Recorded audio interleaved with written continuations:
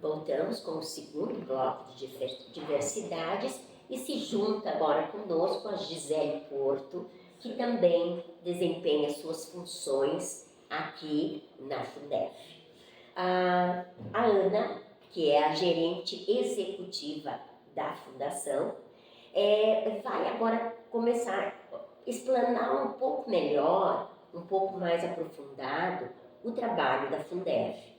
Quando a gente fala na recuperação lábio-palatal, isso, às vezes as pessoas não entendem, mas é uma palavra, diremos, mais bonita para o lábio leporino, né? Exato. Como a Ana comentou, às vezes essa deficiência, podemos chamar assim, o lábio leporino pode dizer-se que é uma malformação.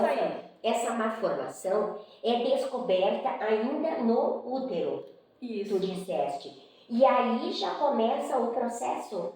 A gente está iniciando agora, né, assim, a atender as gestantes, né, em função de que pela ecografia, né, pelos exames já no acompanhamento, já é possível identificar em alguns casos, né, se o bebê vai ter ou não alguma malformação. E no momento que é identificado, então, algumas mães, né, já procuram a Fundef justamente, né, para conhecer e saber um pouquinho mais dessa malformação. Não é possível fazer uma interferência em útero, não. Só para que a mãe realmente saiba mais sobre isso. E tem casos assim que os pais, eles chegam, né, aqui, identificaram uma malformação, tá? E muitas vezes não sabem como agir, então o pessoal vem aqui, né, preocupados, assim. Então nós aqui, as nossas profissionais, a gente tem assistente social, temos psicóloga, enfermeira, nutricionista, né? Temos os médicos. Então ela começa a fazer um acompanhamento, né? No caso, para explicar para ela, né? Que quando o bebê nascer, pode trazer aqui, os médicos conversam também. Então, muitos chegam muito apavorados. Desesperados, na verdade, né? E daí eles vão entendendo que essa é uma formação, é explicado, né, que depois de um período é feito a cirurgia. E muitas vezes a gente vê os bebezinhos recém-nascidos com essa malformação quando chegam. E daí eu converso com as mães também, né? E a gente vê que eles estão assim apavorados e eu comento com eles, fica tranquila, né? Vai dar tudo certo, porque a gente sabe que vai dar tudo certo. Porque vocês têm uma trajetória. Temos o antes e o depois. E uma caminhada, né? Exato. De muito sucesso, né? De muito sucesso. E os nossos profissionais, assim, ó, eu estou 1 ano praticamente aqui e vou te dizer assim, nós temos os melhores. Porque o trabalho que é feito aqui, né, é maravilhoso, assim. Os pais, assim, a gratidão que eles têm, né, Gisele, assim, é maravilhoso, assim, né, quando tu vê. E tem relatos, né, de uma mãe que ela veio apavorada, assim, né, quando ela identificou na ecografia. E depois que ela começou a fazer esse acompanhamento, quando o bebê nasceu, ela até brincou, o médico e as enfermeiras ficaram, né, mais preocupados que a gente, porque eles já sabiam, né, o encaminhamento que seria dado, né, a cirurgia para correção, né, então assim, ela já foi toda preparada para esse momento, né, então a gente vê assim, quanto é importante esse trabalho da Fundef. Sim. Tanto o antes, né, e depois. quanto o depois, né? E a pessoa sai com o tratamento concluído, ela sai assim, diremos, normal. Sim, o paciente Fundef, ele vai ter um caminho, né, uma caminhada conosco, né? O paciente bebê, nós recebemos pacientes bebês com fissura, né? E recebemos ainda, nos dias de hoje, pacientes adultos, com palato aberto, sim, com o lábio. Então, o paciente Fundef, fissura, ele tem uma caminhada, né, dentro da instituição. E sim, vai sempre se buscar pelo melhor, né? Essa caminhada, ela inclui cirurgia, fono, parte ortodôntica, né? E todo o trabalho, ele é via SUS. Isso é o mais interessante. E é o que a gente sempre frisa muito isso aqui fora, né, Ana? É de que nós somos a prova de que o SUS funciona. E a gente trabalha assim com excelência e busca sempre, né, um atendimento de qualidade para o paciente. Então, o Dr. Alain, como cirurgião, também vai saber dizer isso, né, com maior propriedade. A gente busca sim a excelência, né, e os resultados, né, são magníficos mesmo. A gente vê o paciente realizado também. Isso muda a vida da Com pessoa, certeza. né? E essa questão assim da pós-cirúrgico, assim, existe um acompanhamento até que ele fique totalmente habilitado, assim? Sim, existe um protocolo. Eu, na verdade, né, esse não é o meu setor, eu sou protética dentária. Então, mais uma vez, o Dr. Alain, a Lise, que é enfermeira, vão dizer com maior propriedade.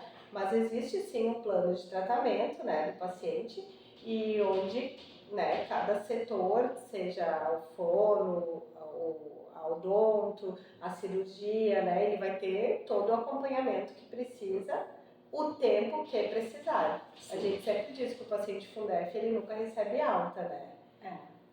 E como as pessoas chegam até vocês? Por exemplo, uma pessoa lá do município distante, como ela chega? Por referência? Sim, nós somos referência estadual no tratamento de fissura, né?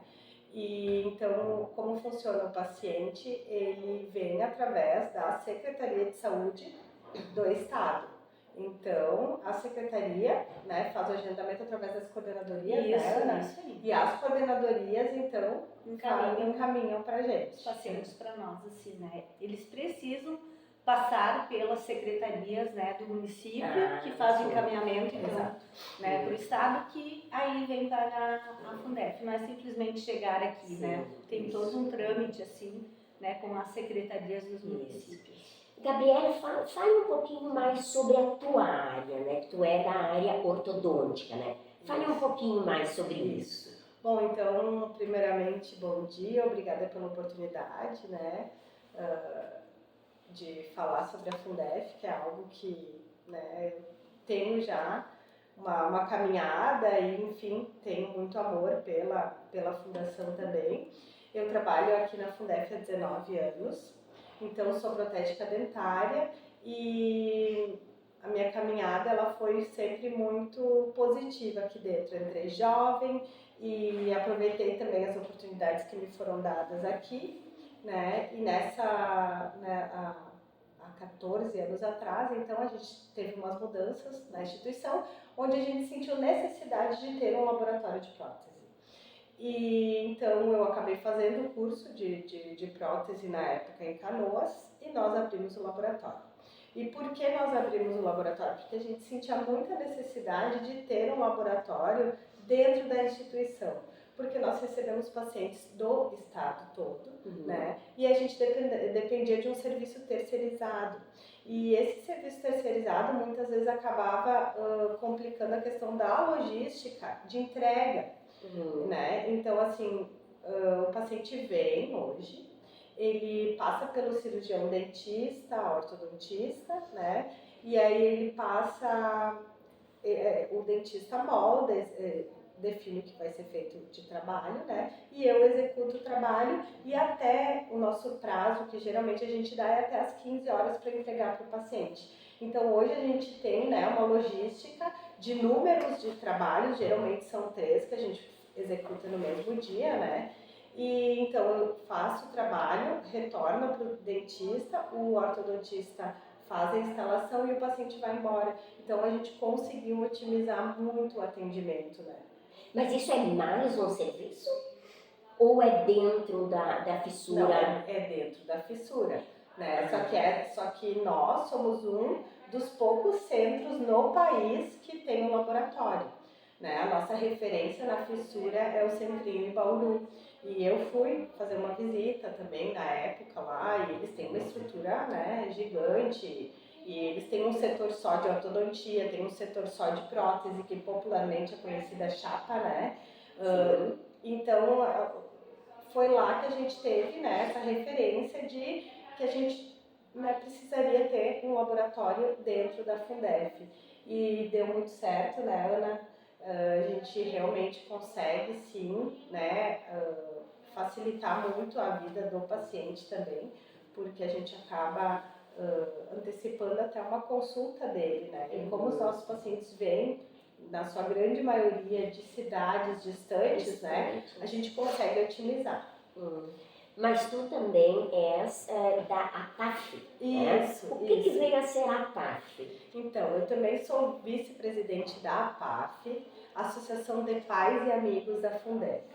A APAF, inclusive numa outra oportunidade, se quiserem convidar o Adilson Johan, né, para também falar sobre o que é a associação, vai ser, né, uma conversa muito prazerosa.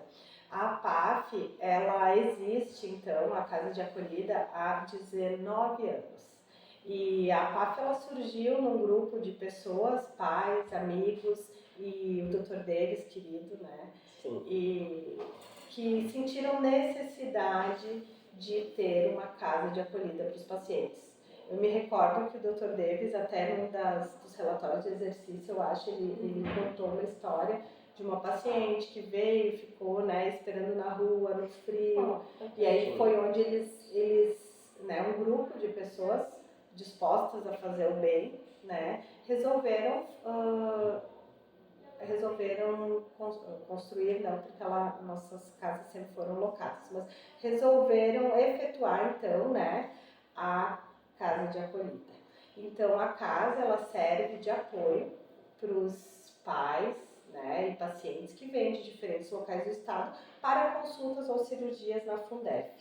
Então, a casa, ela tem um papel fundamental, né, Ana, de grande importância. Muita importância. De dar esse sentimento de acolhida, né? Esse sentimento de segurança, né? Para quem vem, né? Isso, e até o paciente ele pode também pernoitar, né? Porque muitos vêm, por exemplo, da cidade de Pelotas, região fronteiriça, então eles acabam vindo um dia antes para consulta. E hoje a gente sabe que o custo de um hotel é, né, um valor alto, então nós temos um valor que nós cobramos, que é R$15 o valor do pernoite, mas se o paciente não tem condições, ele passa pela assistente social e não precisa ser pago esse valor. É liberado, né? E a gente disponibiliza então cama, o paciente pode tomar banho, pode assistir televisão, pode tomar café. A gente sempre tem café, leite, pão, bolachas, né? E o que eu gostaria também de comentar é que nós temos o nosso bazar na casa de acolhida. Não sei se vocês já ouviram falar. Nós temos um bazar onde a gente recebe doações de roupas e a gente revende essas roupas, né, por um valor bem irrisório. E esse bazar ele é conduzido por um grupo de voluntárias, na sua grande maioria aposentadas, né, e de alguns membros da diretoria da PAF, inclusive a Gerta é a esposa do Adilson, que é o presidente. Então, assim, o bazar hoje, a gente sempre levanta muito essa bandeira de que o que está fazendo a diferença para a manutenção da casa de acolhida é o bazar.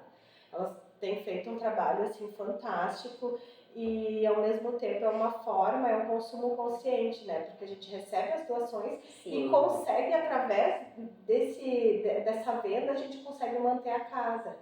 Né? E claro que os pacientes que não têm condições e que necessitam, né, de roupas, a gente acaba também repassando, doando por doação. O paciente passa pela assistente social e recebe essas doações de roupas também. Então a PAF, ela tem um papel grandioso, né, na Fundef.